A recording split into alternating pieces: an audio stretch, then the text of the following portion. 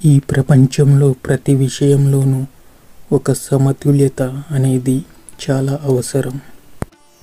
ఏ విషయమైనా అతిగా ఉన్న వ్యర్థమే, అది తక్కువగా ఉన్న వ్యర్థమే. అవి ప్రకృతి అంశాలైనా, అలాగే మనిషిలో భావోద్వేగాలు అయినా. ఏ భావోద్వేగమైనా అతిగా ఉన్న బాధనే లేకున్నా కూడా సమస్య కావచ్చు.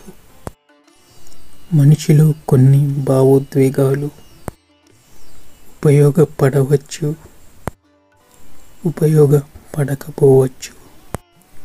మూర్ఖత్వం మనిషికి ఉపయోగమా లేదా అనవసరమా? మూర్ఖత్వం కొన్ని విషయాలలో అవసరమే అనిపిస్తుంది. మూర్ఖత్వం కొన్ని విషయాలలో అనవసరం అనిపిస్తుంది. అజ్ఞానం మరియు అహంకారం కలిసిన చెడు మూర్ఖత్వం, అమాయకత్వం మరియు స్వచ్ఛత కలిసిన మంచి మూర్ఖత్వం అనే రెండు రకాల మూర్ఖత్వాలు సమాజంలో కనిపిస్తూ ఉంటాయి. మానవ జీవితం అనేది జ్ఞానం, అజ్ఞానం, బుద్ధి, మూర్ఖత్వం అనే 4 నదులు కలిసిన ఒక మహాసముద్రం. అందులో ఏది మంచిది, ఏది చెడ్డది అనే ప్రశ్నలు శతాబ్దాల నుండి తత్వవేత్తలను, కవులను, సన్యాసులను, సమాజాన్ని కలవరపెడుతూనే ఉన్నాయి.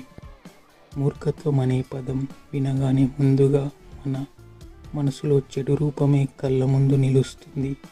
ఎందుకంటే అజ్ఞానం కలిసిన మూర్ఖత్వం మనిషిని దారి తప్పిస్తుంది. మొండితనం కలిసిన మూర్ఖత్వం ఇతరులకు హాని కలిగిస్తుంది. అహంకారం కలిగిన మూర్ఖత్వం సమాజాన్ని వెనక్కి లాగుతుంది. మూర్ఖత్వపు అజ్ఞానం వాస్తవాన్ని గుర్తించకుండా అంధకారంలో నడిపిస్తుంది. ఇలాంటి మూర్ఖత్వం వల్ల తప్పు నిర్ణయాలు పుడతాయి, జీవితంలోని అవకాశాలు వృధా అవుతాయి, ఇతరుల చేతుల్లో ఆటబొమ్మ అవ్వాల్సి వస్తుంది. మోసపోవడం, పాడవడం తప్పదని చరిత్రే చెబుతుంది. కాబట్టి అజ్ఞానంతో నిండిన, అహంకారంతో నిండిన మూర్ఖత్వం నిస్సందేహంగా చెడే. కానీ మూర్ఖత్వాన్ని వేరే కోణంలో చూస్తే, ఎప్పటికప్పుడు లెక్కలు వేసి తెలివితేటల కంటే కొన్నిసార్లు మూర్ఖత్వమే మనిషిని జీవన ఆనందానికి దగ్గర చేస్తుంది. అమాయక మూర్ఖత్వం ఒక చిన్న పిల్లలలో ఉంటుంది. బాల్యం ఎంత పవిత్రమో అంతే పవిత్రం ఆ మూర్ఖత్వం కూడా. కొన్నిసార్లు తెలివైన ప్రపంచం పిచ్చివాడని తిడితే అతను నిజానికి కొత్త ఆవిష్కరణల తలుపు తెరిచే జ్ఞాని కావచ్చు. మూర్ఖుడిలా కనిపించడం అనేది సమాజం యొక్క అంచనా మాత్రమే. నిజానికి అది మనస్సు స్వచ్ఛతకు ప్రతీక కావచ్చు. లాభ నష్టాలు లెక్కించకుండా ప్రేమించడం, సేవ చేయడం కూడా మూర్ఖత్వమే. కానీ అదే మూర్ఖత్వమే మనిషి దైవత్వానికి దగ్గర చేస్తుంది. ఈ కోణంలో మూర్ఖత్వం ఒక ఆశీర్వాదం.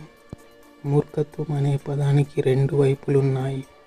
అజ్ఞానం మరియు అహంకారం కలిసిన చెడు మూర్ఖత్వం, అమాయకత్వం మరియు స్వచ్ఛత కలిసిన మంచి మూర్ఖత్వం. అంటే మూర్ఖత్వం యొక్క విలువ దాని లోపల ఏమి కలిసిందో దానిపైనే ఆధారపడి ఉంటుంది. అజ్ఞానం కలిస్తే అది నరక ద్వారం, అమాయకత్వం కలిస్తే అది స్వర్గ ద్వారం. మూర్ఖత్వం స్వతహాగా చెడు కాదు, స్వతహాగా మంచి కాదు. అది ఒక పరికరం. దాని మనస్సు, బుద్ధి, అహంకారం, స్వచ్ఛత ఇవి ఏ దిశకు నడిపిస్తాయో దాని ఫలితాలు కూడా అలాగే ఉంటాయి. అజ్ఞాన మూర్ఖుడు సమాజానికి భారం, అమాయక మూర్ఖుడు సమాజానికి ఆభరణం.